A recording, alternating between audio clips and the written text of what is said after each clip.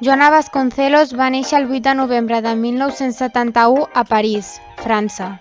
És una artista plàstica en l'àrea de l'escultura i l'art tèxtil.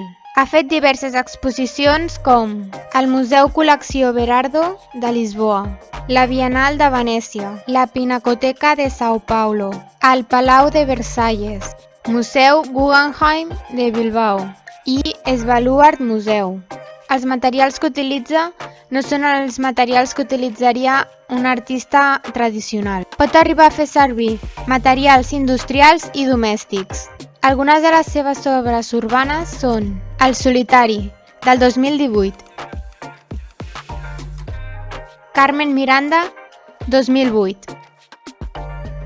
Com es pot observar, el material d'aquesta escultura són olles d'acer inoxidable. Tudo o Vento Levou, 2016. Per decorar la turbina eòlica ha utilitzat vinil.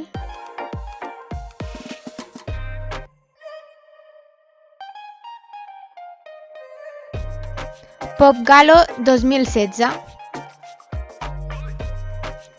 En aquesta escultura va utilitzar materials tan diversos com ceràmica, il·luminació LED, fibra de vidre i ferro.